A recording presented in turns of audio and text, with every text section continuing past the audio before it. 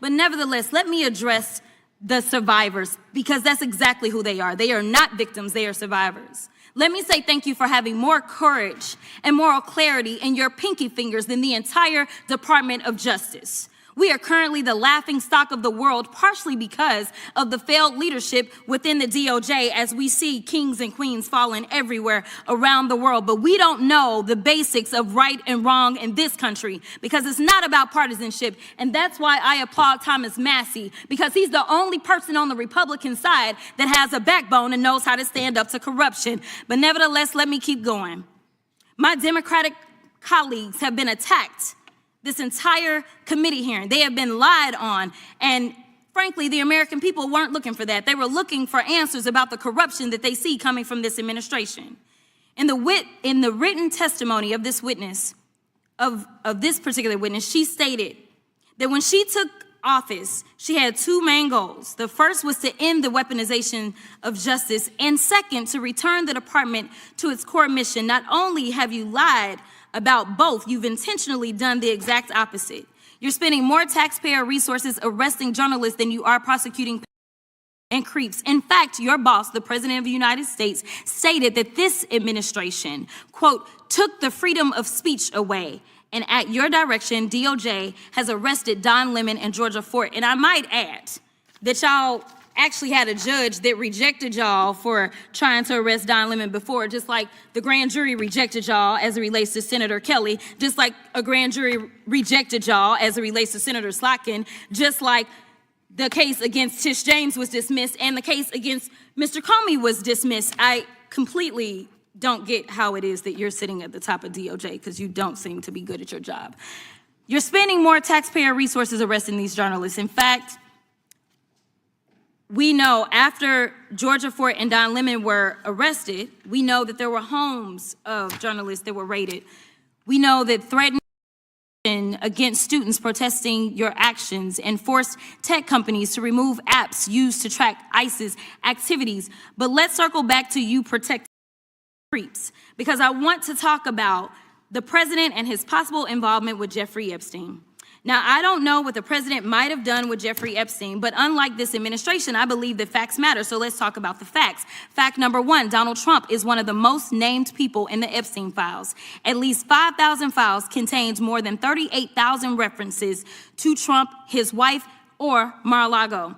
Fact number two, Jeffrey Epstein and Ghislaine Maxwell available to Trump on multiple occasions. For example, according to this file, Ghislaine Maxwell presented President Trump, who spent more than 20 minutes apparently flirting with her.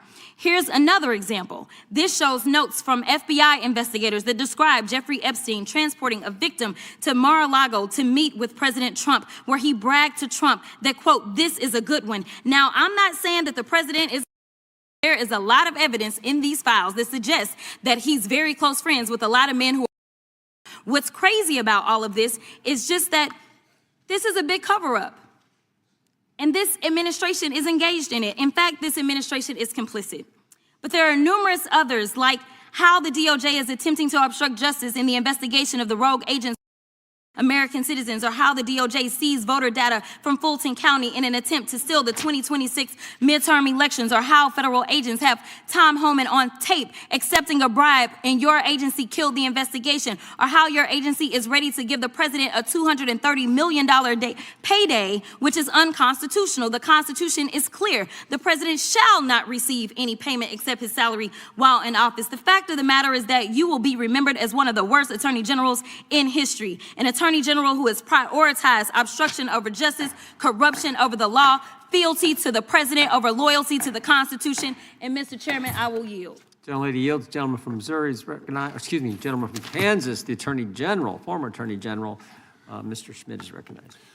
Thank you, Mr. Chairman, and General Bondi, thanks for being here. Did you have anything you wanted to say before we talk? I do. Thank you, Congressman. Thank you, my friend, for many years. I find it interesting that she didn't even want to try, Congresswoman Crockett, to ask any questions, because she certainly did not condemn her leader, Hakeem Jeffries, for taking money from Jeffrey Epstein after Epstein was convicted. And I will be brief to give you your time, Congressman. This is what she didn't want to talk about. Texas from Cuba. What are we talking about? Convict some of these. Time belongs to the gentleman from That you refuse to even acknowledge Kansas. they are here. Time belongs to the Texas. gentleman from Kansas. Mr. Chairman, could I have a few seconds You back bet, to make you up bet. for the yelling? Thank you. General, did you have anything Congress. further to say? Texas, convicted of homicide. Cecil Joseph from Dominican Republic. Texas, Khalid Khan from Afghanistan. That's why. It all unfolded during a House Judiciary Committee oversight hearing that was supposed to focus on the Department of Justice's priorities. Instead, Crockett made it clear from the jump that she wasn't interested in playing by the usual script.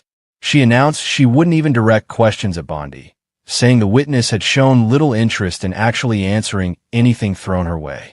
Right or wrong, she asked her Democratic colleague, is harming innocent children acceptable? No. Is taking innocent lives at random okay? Absolutely not. Is using the highest office for personal gain something that should fly? Definitely wrong. Those quick hits set a tone that felt direct and uncompromising, cutting through the usual political talk. Crockett didn't stop there. She turned her attention to the survivors sitting in the room, people who had faced unimaginable situations and showed up anyway. She called them survivors, not victims, praising the courage they displayed in their pinky fingers that seemed to dwarf what she saw coming from the top levels of the Department of Justice. The country, she argued, was becoming a global punchline because basic ideas of right and wrong felt lost in the shuffle. Partisanship wasn't the point, she insisted. Even some Republicans, like Thomas Massie, earned a nod for standing against what she described as clear corruption inside the system. What made the moment land so hard was how Crockett framed the bigger picture. Her Democratic colleagues, she said, had faced attacks and falsehoods throughout the hearing, while everyday Americans just wanted straight answers about potential misconduct at the highest levels. Then she zeroed in on Bondi's own written testimony, where the Attorney General outlined two main goals when taking office: stopping any weaponization of justice and refocusing the department on its core duties. According to Crockett, the reality showed the exact opposite playing out. Taxpayer money, she claimed, was flowing more toward pursuing journalists than going after serious offenders who prey on the vulnerable. Reports from the time highlighted arrests involving figures like Don Lemon and others in media circles, with court pushback in some cases and grand juries declining to move forward on related matters. Homes reportedly raided, threats of prosecution against protesters, and pressure on tech companies. These details painted a picture of priorities that seemed upside down to critics. The energy in the room shifted noticeably as Crockett pressed further into territory that always sparks heated debate. She brought up the long shadow of Jeffrey Epstein, the disgraced financier whose network continues to fuel questions years later. Rumors and speculation have swirled for a long time around powerful connections, and the Congresswoman referenced the extensive files that have been released in batches. Reports indicate President Trump appears frequently across thousands of pages and references, alongside mentions of his family and properties. Files reportedly describe situations where young individuals were presented in social settings involving Trump, with notes from investigators detailing conversations and interactions that raised eyebrows. One account mentioned Epstein bragging about a particular individual during a visit to Mar-a-Lago. Crockett was careful in her delivery, emphasizing that facts matter and she wasn't leaping to conclusions about anyone being involved in wrongdoing. Instead, she highlighted what she saw as close associations with individuals facing serious allegations, suggesting a larger pattern that deserves scrutiny. Online discussions exploded with fans and critics dissecting every newly public document, keeping the conversation alive well beyond the hearing. But the accusations didn't stay limited to past associations. Crockett laid out what she described as a pattern of obstruction and misplaced focus inside the DOJ. Federal agents allegedly captured evidence of bribes that went uninvestigated, voter data reportedly seized in ways that could influence upcoming elections, and discussions around large financial arrangements that some viewed as crossing constitutional lines. The president, she noted, receives only a set salary while in office according to the founding document, making any additional payouts highly questionable. In her view, these moves showed loyalty to one person over duty to the Constitution itself. By the end of her remarks, she predicted Bondi would go down in history as one of the least effective leaders in the role, someone who chose protection over prosecution and personal allegiance over public service. With that, she yielded her time, leaving the room charged. Pam Bondi wasn't about to let the moment pass without a strong response. The Attorney General pushed back immediately, pointing out what she saw as glaring hypocrisy from the other side. She noted that Crockett hadn't addressed certain connections involving Democratic leaders and figures linked to Epstein after his earlier convictions.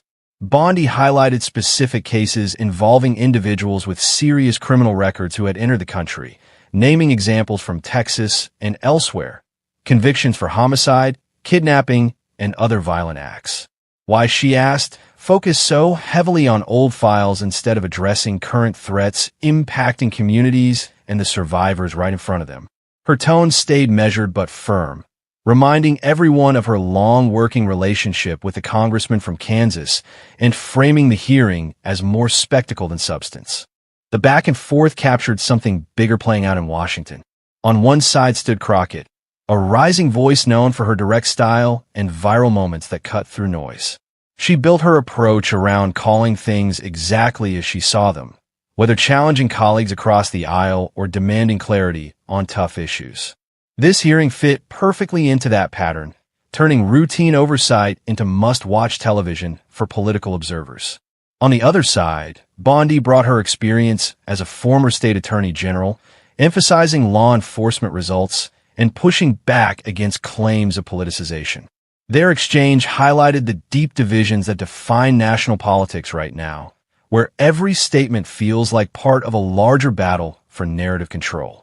Reactions poured in fast after the clip spread.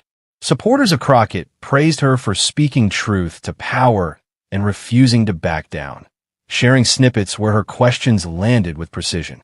Others defended Bondi, arguing she exposed double standards and kept the focus on real security concerns rather than recycled controversies.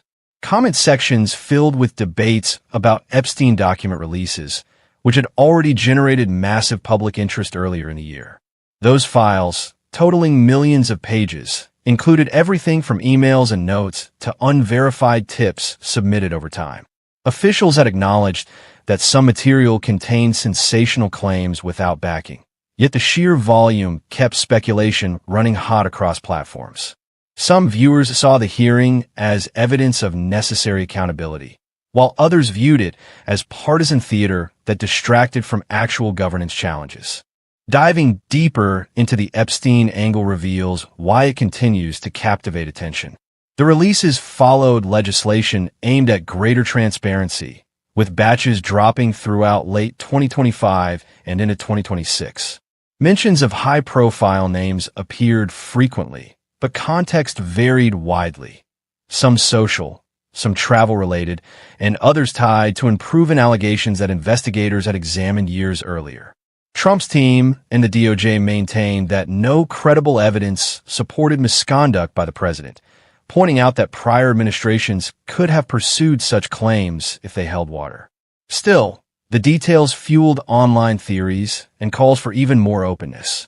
Crockett's decision to raise these points during the hearing tapped directly into that ongoing public fascination, turning a policy discussion into something far more personal and immediate. Beyond the headline clash, the hearing touched on broader worries about how justice gets applied in a polarized environment. Questions about journalist interactions with federal authorities raised concerns over press freedom, even as Bondi's side stressed the need to enforce laws without fear or favor. Cases involving student protests and tech platforms added another layer, showing how modern enforcement collides with free expression debates. Critics worried that selective focus could erode trust, while defenders argued that past leadership had ignored real threats in favor of political targets.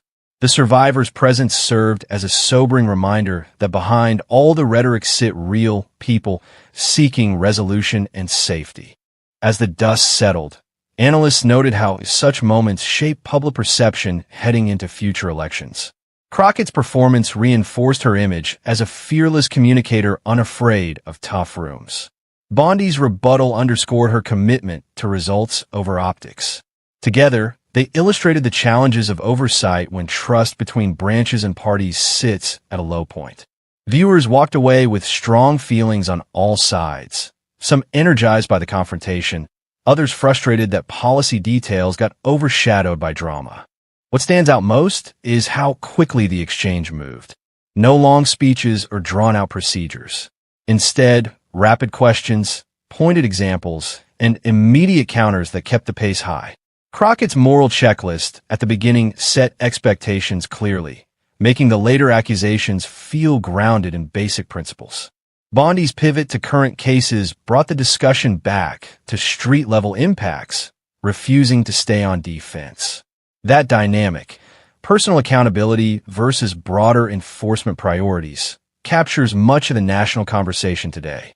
Looking at the wider context, this hearing arrived amid ongoing debates about immigration enforcement, data handling, and high-level ethics.